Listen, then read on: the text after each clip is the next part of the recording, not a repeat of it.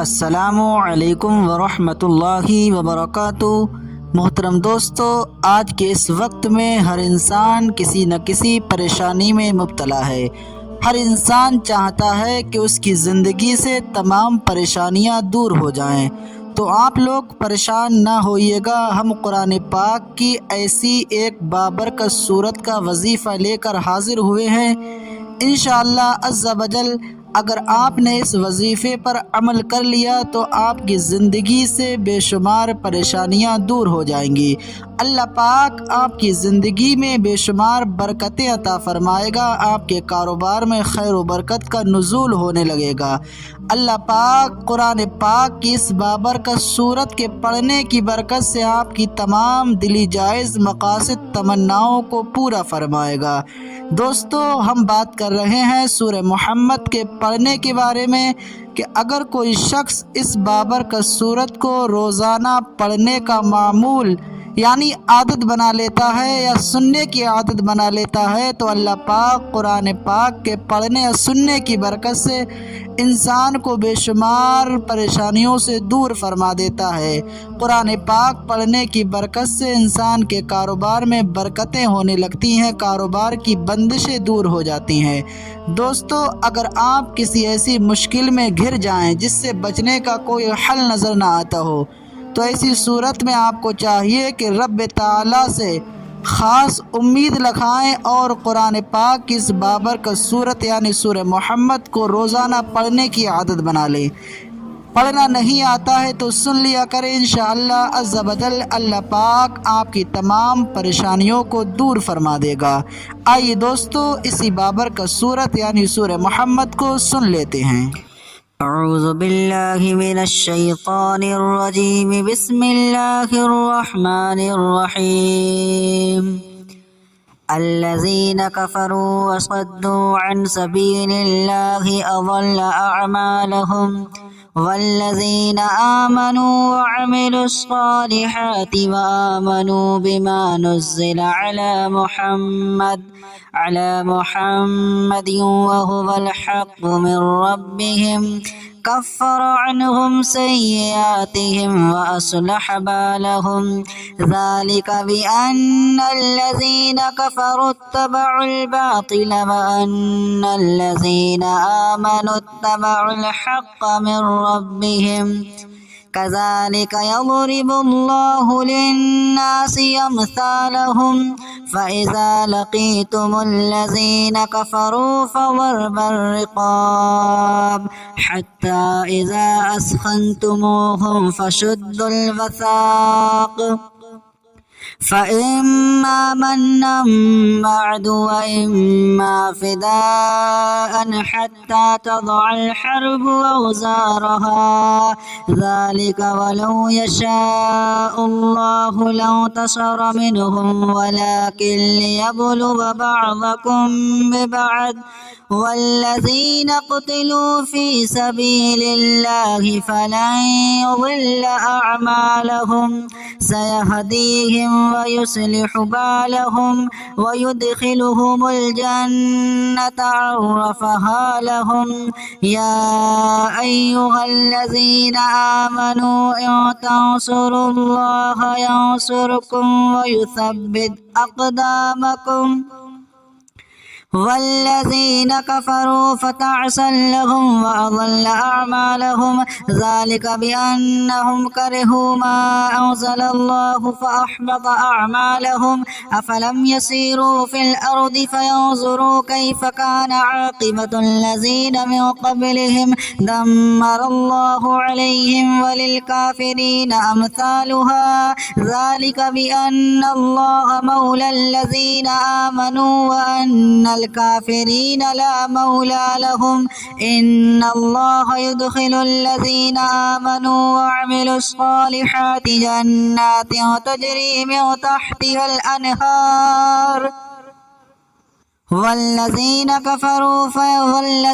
كفروا يتمتعون ويأكلون كما تأكل الأنعام والنار مثوى لهم وكأي من قرية هي أشد قوة من قريتك التي أخرجتك أهلكناهم فلا ناصر لهم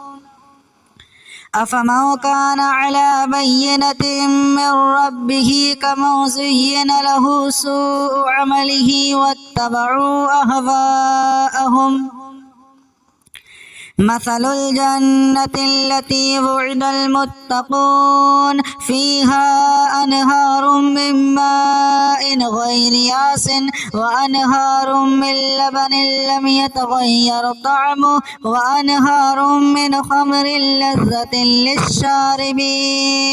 وأنهار من عسل مصفى ولهم فيها من كل الثمرات ومغفرة من ربهم كمن هو خالد في النار وسقوا ماء حميما فقطع أمعاءهم ومنهم من يستمع إليك حتى إذا خرجوا من عندك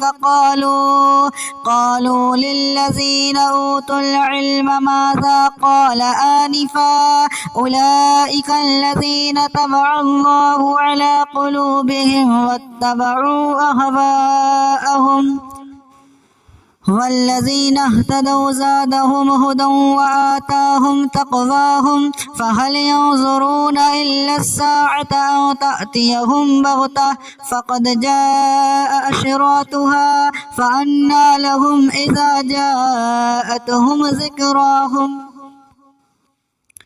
فاعلم أنه لا إله إلا الله واستغفر لذنبك وللمؤمنين والمؤمنات والله يعلم متقلبكم ومثواكم ويقول الذين آمنوا لولا نزلت السورة فإذا أنزلت سورة محكمة وذكر فيها القتال رأيت الذين في قلوبهم مرض ينظرون إليك نظر المغشي عليه من الموت فأولى لهم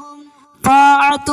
وقول معروف فإذا عزم الأمر فلو صدقوا الله لكان خيرا لهم فهل عسيتم إن توليتم أو تفسدوا في الأرض وتقطعوا أرحامكم أولئك الذين لعنهم الله فأصمهم وأعمى أبصارهم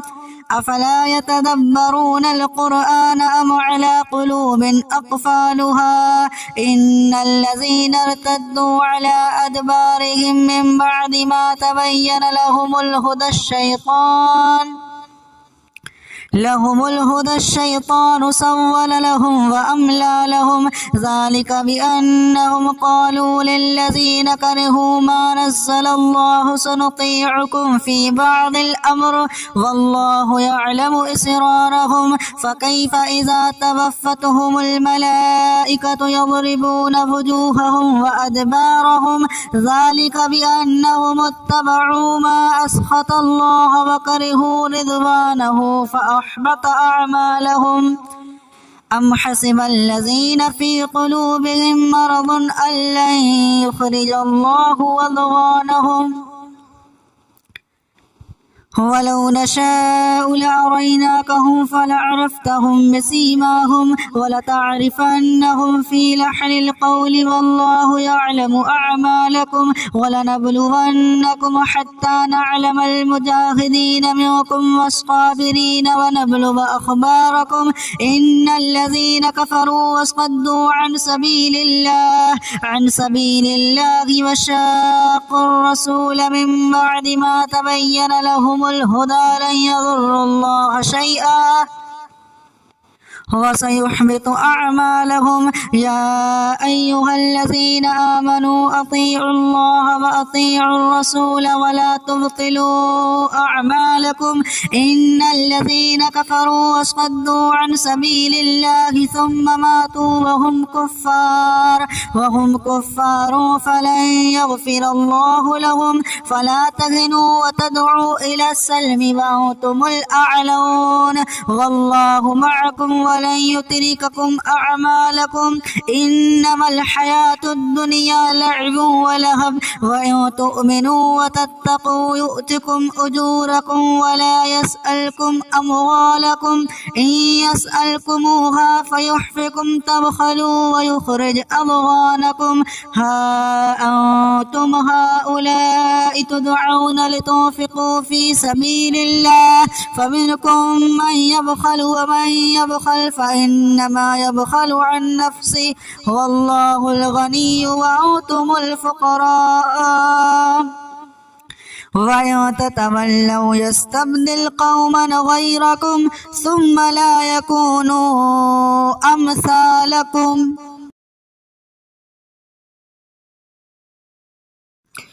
أعوذ بالله من الشيطان الرجيم بسم الله الرحمن الرحيم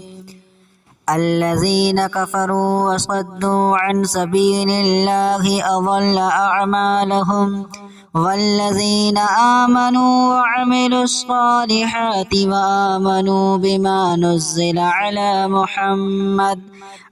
محمد وهو الحق من ربهم كفر عنهم سيئاتهم وأصلح بالهم ذلك بأن الذين كفروا اتبعوا الباطل وأن الذين آمنوا اتبعوا الحق من ربهم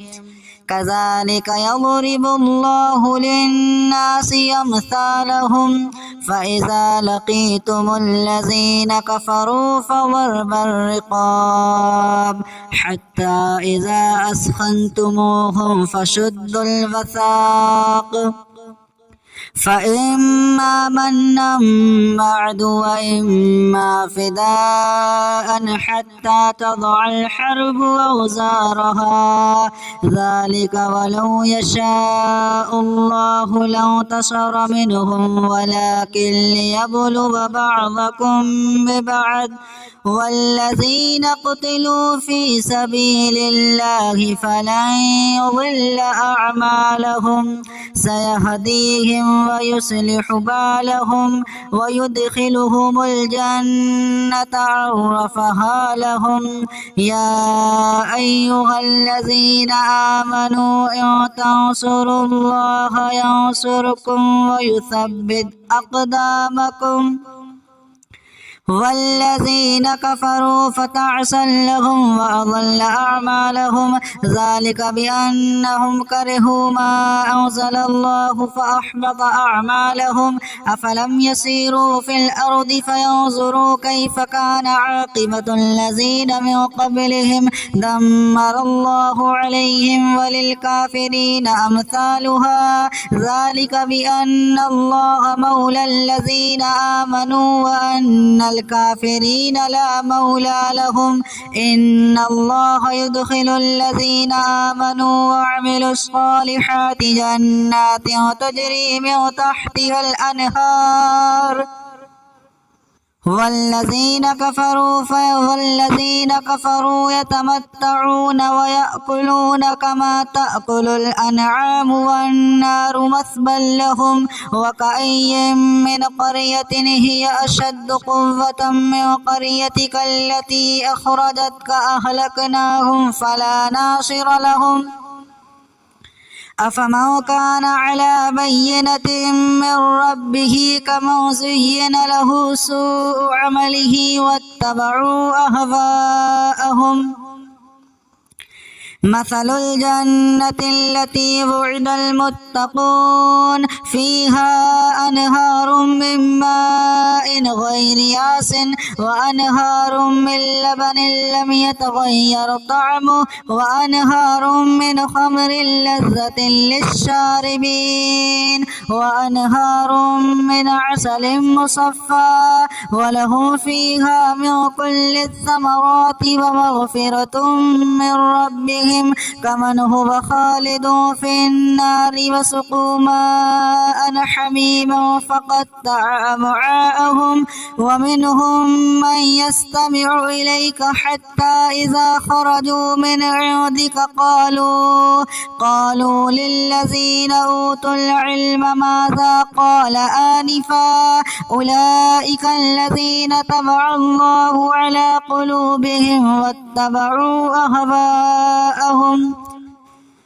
والذين اهتدوا زادهم هدى وآتاهم تقواهم فهل ينظرون إلا الساعة أو تأتيهم بغتة فقد جاء أشراطها فأنى لهم إذا جاءتهم ذكراهم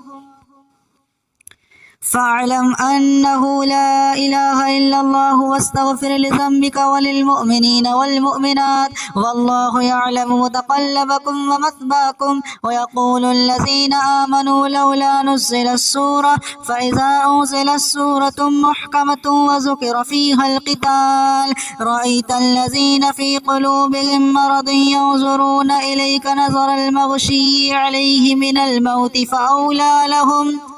طاعة وقول معروف فإذا عزم الأمر فلو صدقوا الله لكان خيرا لهم فهل عسيتم إن توليتم أو تفسدوا في الأرض وتقطعوا أرحامكم أولئك الذين لعنهم الله فأصمهم وأعمى أبصارهم أفلا يتدبرون القرآن أم على قلوب أقفالها إن الذين ارتدوا على أدبارهم من بعد ما تبين لهم الهدى الشيطان سول لهم وأملى لهم ذلك بأنهم قالوا للذين كرهوا ما نزل الله سنطيعكم في بعض الأمر والله يعلم إسرارهم فكيف إذا توفتهم الملائكة يضربون وجوههم وأدبارهم ذلك بأنهم اتبعوا ما أسخط الله وكرهوا رضوانه فأحبط أعمالهم أم حسب الذين في قلوبهم مرض أن لن يخرج الله أضغانهم ولو نشاء لأريناكهم فلعرفتهم بسيماهم ولتعرفنهم في لحن القول والله يعلم أعمالكم ولنبلونكم حتى نعلم المجاهدين منكم والصابرين ونبلغ أخباركم إن الذين كفروا وصدوا عن سبيل الله وشاقوا الرسول من بعد ما تبين لهم الهدى لن يضروا الله شيئا وسيحبط أعمالهم يا أيها الذين آمنوا أطيعوا الله وأطيعوا الرسول ولا تبطلوا أعمالكم إن الذين كفروا وصدوا عن سبيل الله ثم ماتوا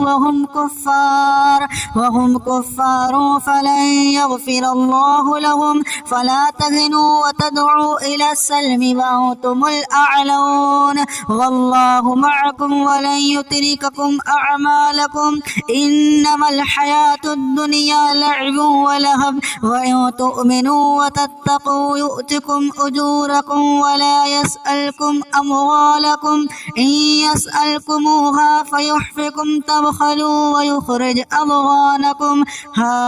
أنتم هؤلاء تدعون لتنفقوا في سبيل الله فمنكم من يبخل ومن يبخل فإنما يبخل عن نفسه والله الغني وأنتم الفقراء وإن تتولوا يستبدل قوما غيركم ثم لا يكونوا أمثالكم